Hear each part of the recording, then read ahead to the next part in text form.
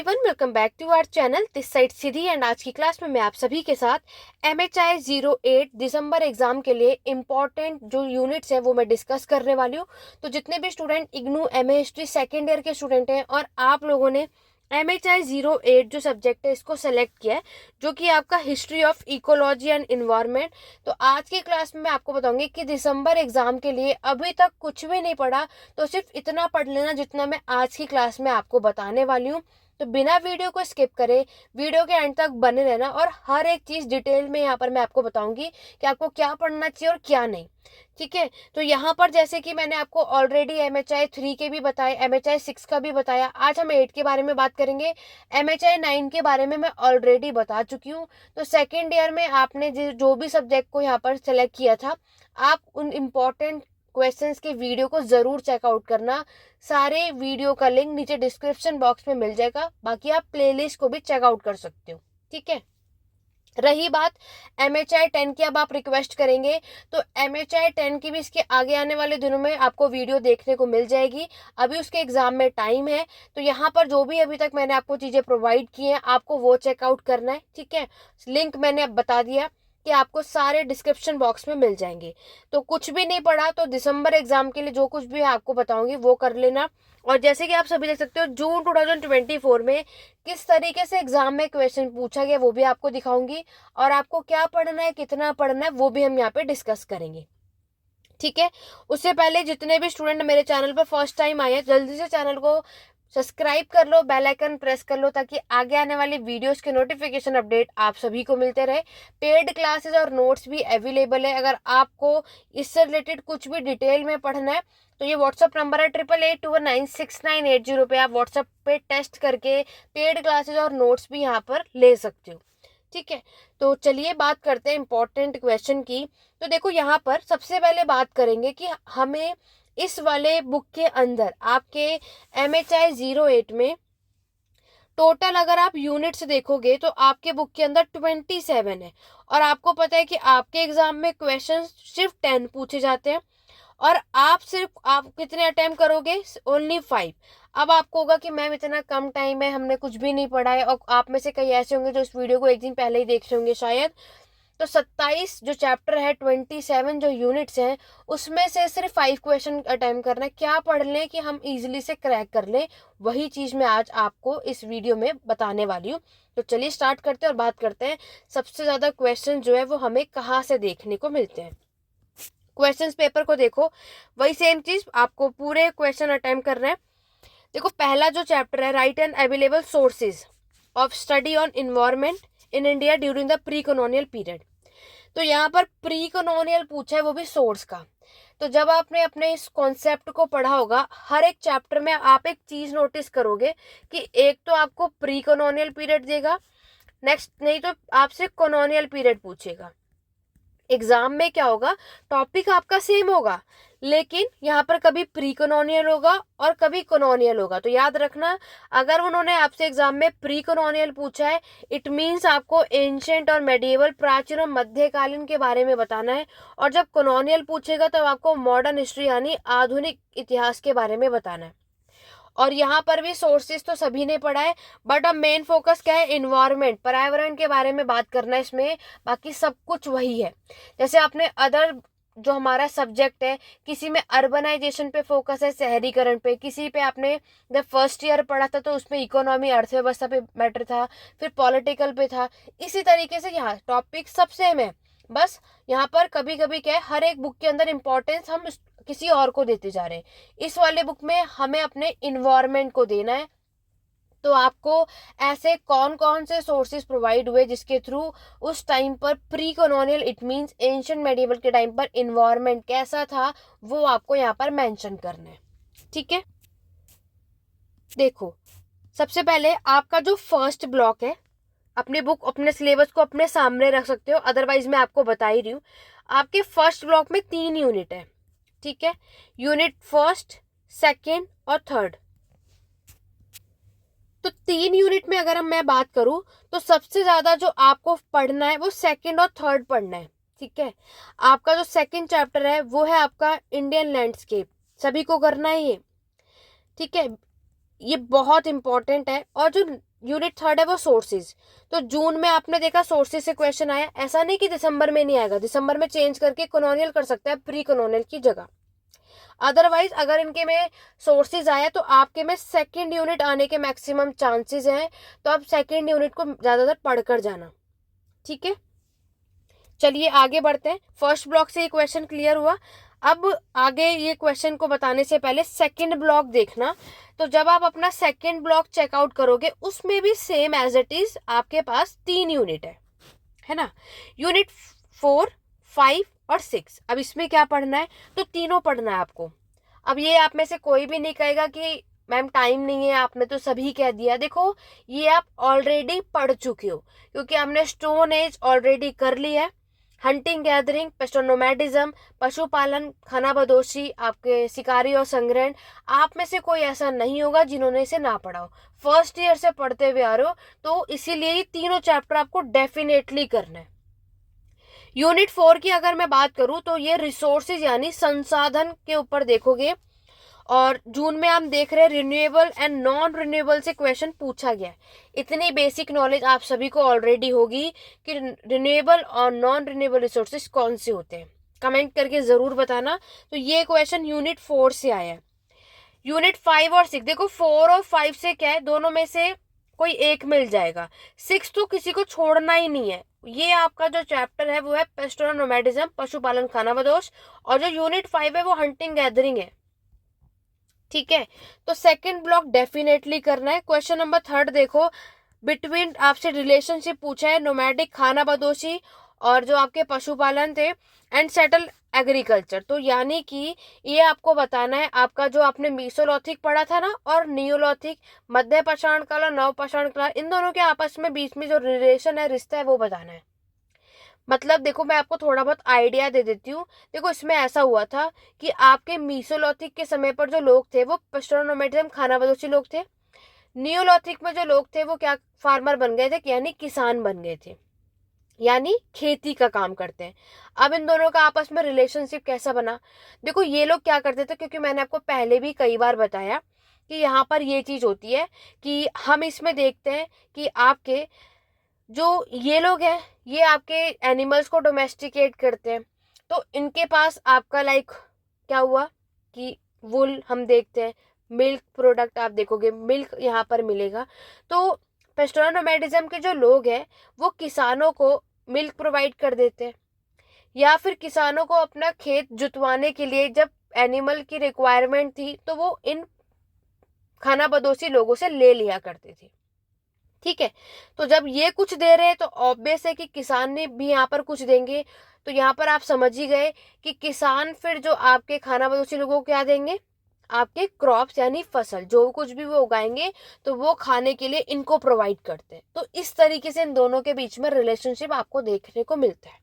Clear, देखो इसी class में मैं आपको इम्पोर्टेंट क्वेश्चन और हर एक चीज डिटेल में कर देती हूँ, तो ये आपका एक मैराथन सेशन भी हो जाएगा और इम्पोर्टेंट क्वेश्चन दोनों की ये एक ही वीडियो में यहाँ पर कर रही हूँ, क्योंकि यहाँ पर ये आपका जो MHI 08 है, तो जो भी जिसके भी पास है तो इसी वीडियो को एंड तक देखना। तो इम्पोर्टेंट चैप्टर के साथ साथ मैराथन सेशन भी मैं आपके इसी वीडियो में कर रही हूँ। रिन्यूएबल और नॉन रिन्यूएबल भी आपको ऑलरेडी पता होगा।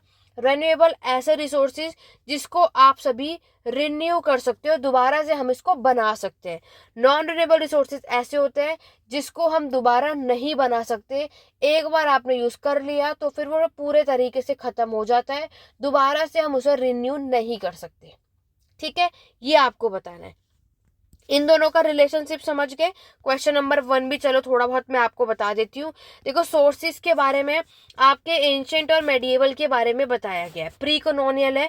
देखो यहाँ पर आपको पता है स्टोन एज पाषाण काल आपको मिलेगा, फिर आप ब्रोंज एज कांस्य युग के बारे में पढ़ते हो। ये सभी अगर हम स्टार्टिंग से देखते हुए आ रहे हैं तो ये सभी आपके इन्वायरमेंट पर्यावरण पे डिपेंड रहे हैं।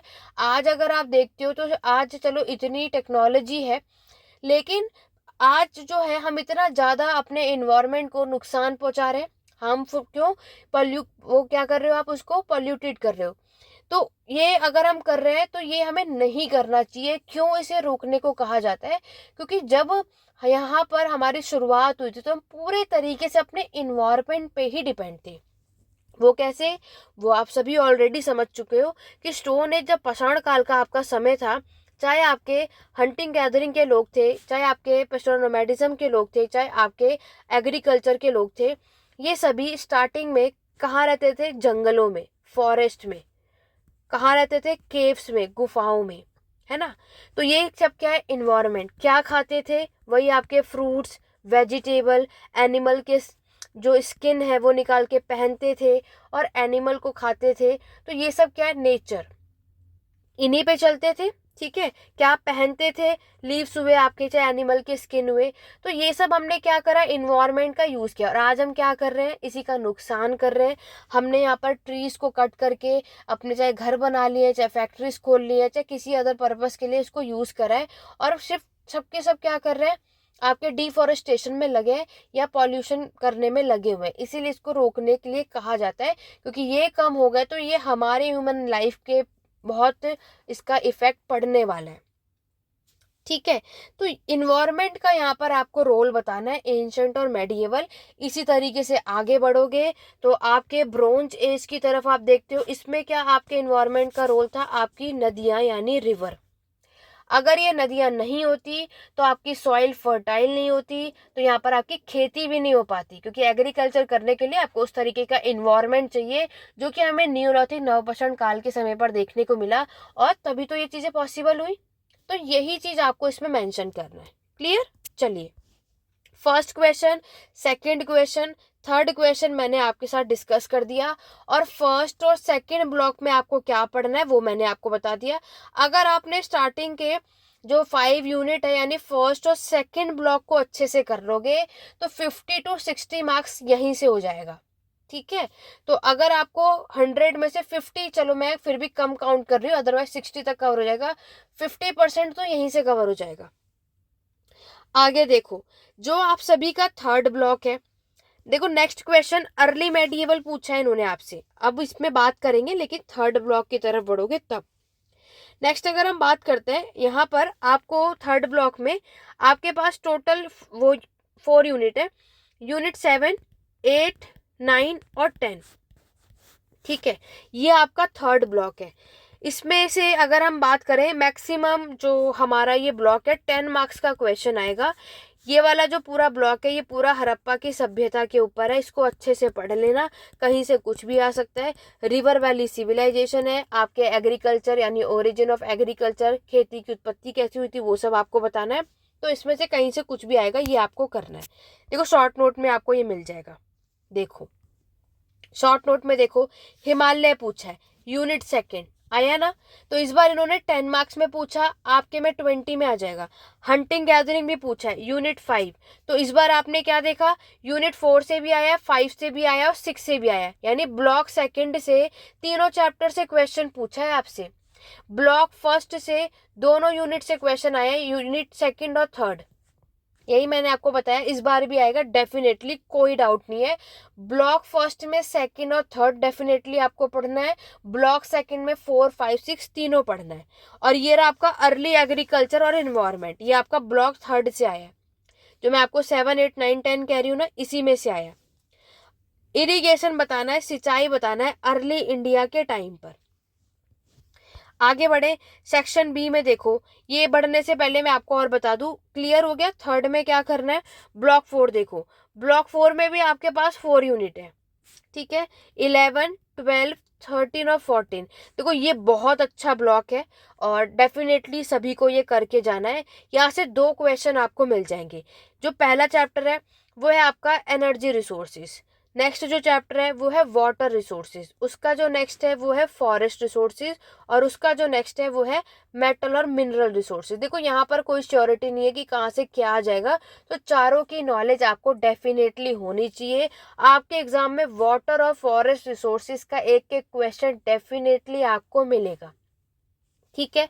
रही बात एनर्जी, मेटल, मिनरल्स, तो वो उनकी चॉइस है कि कभी 11 दे देंगे कभी 14, तो दोनों ही पढ़कर आपको जाना है।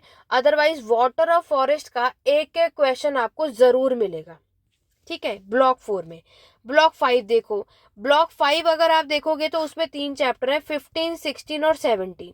तो आपका जो 15 चैप्टर है ये करना है, 16 भी करना है। 16 में ये जो कंजर्वेशन देख रहे हो, मैक्सिमम 16 रिपीट होता है। 15 में आपको बताना है मैन और नेचर का रिलेशनशिप कैसा होता है, ये भी मैक्सिमम रिपीट होता है। जून में नहीं आया, आपके में आने के चांसेस है, ठीक है। और जो लास्ट है ये आपका ट्रांजिशन चैप्टर है, ठीक है। तो analyse the view on environment in India philosophical tradition, ये इसी से पूछा है, तो ये आपको करना है। आगे देखो, यहाँ पर आप नेक्स्ट देख रहे हो 8 जो क्वेश्चन है ये आगे के ब्लॉक्स है। वाटर रिसोर्सेज मैंने आपको बताया कि डेफिनेटली वाटर रिसोर्सेज से क्वेश्चन मिलेगा। कंजर्वेटिव और बायोडाइवर्सिटी सबको पढ़ना है। आगे के ब्लॉक में बायोडाइवर्सिटी आपको एक चीज मिलेगी, वो आपको करना है वो चैप्टर। उसके बाद शॉर्ट नोट देखो, इन्होंने आपसे चिपको मूवमेंट, कोलोनियलिज्म, इन्वायरमेंट, आपकी कोलोनियल फॉरेस्ट पॉलिसी, यही कोलोनियल फॉरेस्ट पॉलिसी MHI 06 में भी आपने पढ़ा था, वही आपको करना है। एनिमेट और इनएनिमेट, तो मैंने अभी जो आपको एनर्जी रिसोर्स का चैप्टर बताया ना, देखो यहाँ से क्वेश्चन आया। तो इस बार आप सभी मैटर और मिनरल्स वाला जो आपका चैप्टर है ना, इस पे ज्यादातर अच्छे से फोकस करना अपने एग्जाम पॉइंट ऑफ व्यू से, यहाँ से क्वेश्चन मिल जाएगा, ठीक है। तो कंजर्वेशन आपको जरूर पढ़ना है, जो कि मैंने आपको बताया आपके बुक के अंदर यूनिट 18 है कि किस तरीके से आपको अपने जो इन्वायरमेंट है उसको कंजर्व करना है। यूनिट 19 पढ़ लेना। यूनिट 19 जो आपका चैप्टर है, उस चैप्टर का नाम है इन्वायरमेंटल एजेंडा। तो यहाँ से आपके एग्जाम में क्वेश्चन मिल जाता है, ठीक है। Same as it is environmental agenda से क्वेश्चन आपको देखने को मिलता है, तो ये भी आपको करना है। उसके बाद जो यूनिट 20 है और 21, ये भी आपका फॉरेस्ट रिसोर्सेज है, वाटर रिसोर्सेज है। तो फॉरेस्ट और वाटर रिसोर्सेज डेफिनेटली सभी को पढ़ना है। तो यहाँ पर इस चैप्टर में भी है और उस चैप्टर में भी है। देखो इंट्रोडक्शन तो ऑब्वियसली सेम होगा। ये वाला जो चैप्टर है 20 और 21, यहाँ पर ये जो फॉरेस्ट और वाटर रिसोर्सेज की बात है, ये कॉलोनियल पीरियड के टाइम की बात है। और जो इससे पहले वाले ब्लॉक में जिसमें एनर्जी रिसोर्सेज मैंने आपको बताया, वहां पर जो फॉरेस्ट और वाटर रिसोर्सेज है वो आपका एंशिएंट और मेडिएवल को लेकर के है, ठीक है। अब आप कहोगे मैम ये हमें पता कैसे चलेगा, तो जब आपको एग्जाम में क्वेश्चन मिलेगा ना, तो उसमें ये कॉलोनियल नेम मेंशन होगा। अगर नहीं होगा तो एंशिएंट मेडिएवल वाला पूछा है, और अगर मेंशन होगा तो आप समझ जाना कि यूनिट 20 और 21 से पूछा है। अदरवाइज इंट्रोडक्शन सेम ही लिखना है दोनों ही चैप्टर में, चाहे वो आपसे कहीं से कुछ भी पूछ ले, ठीक है। ये चीजें याद रखनी है।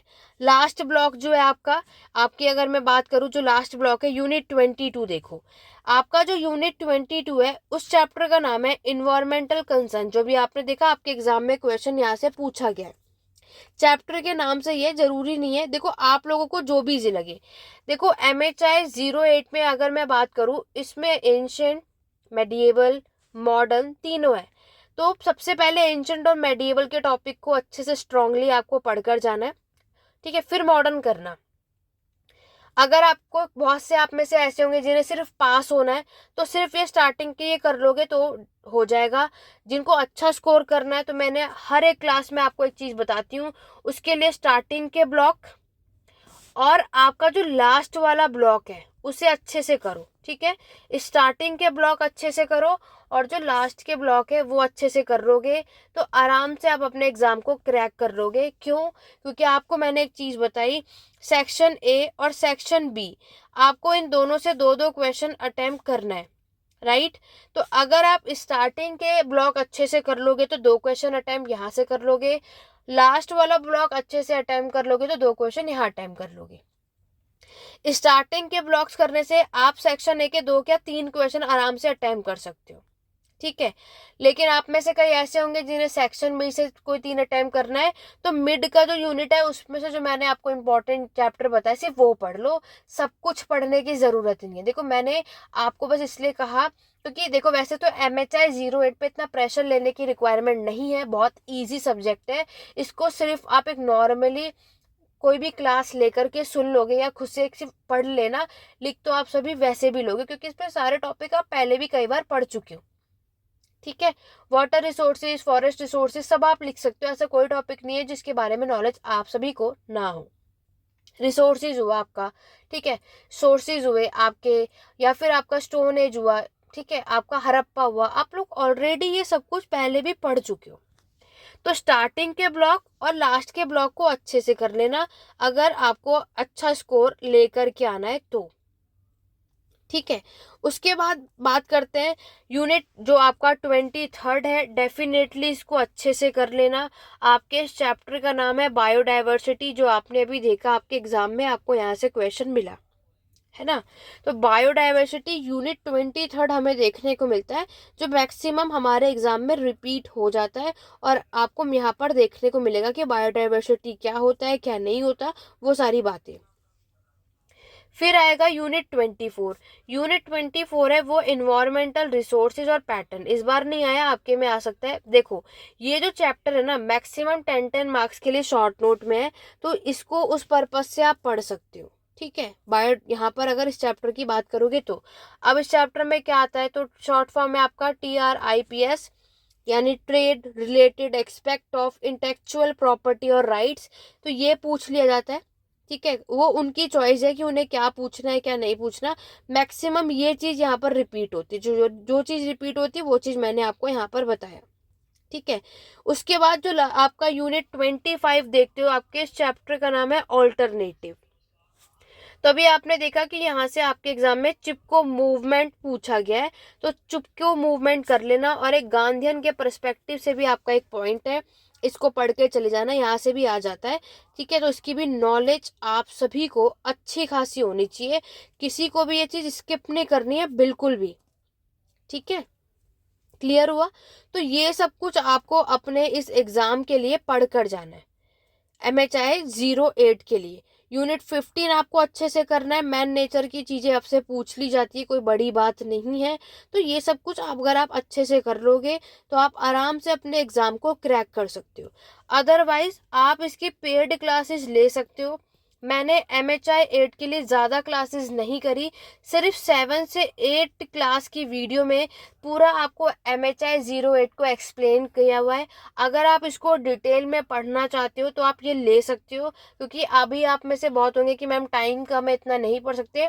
तो देखो 7 से 8 वीडियो है, आराम से अगर आप इन वीडियो को देखकर चले जाओगे, आप में से कोई ऐसा नहीं होगा जो अपने इस एग्जाम को ईजिली से क्रैक ना कर पाए। ठीक है, तो क्लियर हुआ क्या पढ़ना है क्या नहीं पढ़ना। कोई डाउट या क्वेरी है कमेंट के थ्रू पूछ सकते हो। नेक्स्ट इंपॉर्टेंट क्लास जो है आपका MHI 10 का, ये भी मैं बहुत जल्दी लेकर आऊंगी। उसके लिए मेरे साथ मेरे चैनल पर बने रहो कोई भी, और सब्सक्राइब कर लेना, बेल आइकन प्रेस करना ताकि नोटिफिकेशन आपको मिलती रहे। तो चलिए आज की क्लास को यहीं एंड करते हैं, मिलते हैं अपने नेक्स्ट वीडियो में। Thank you for watching.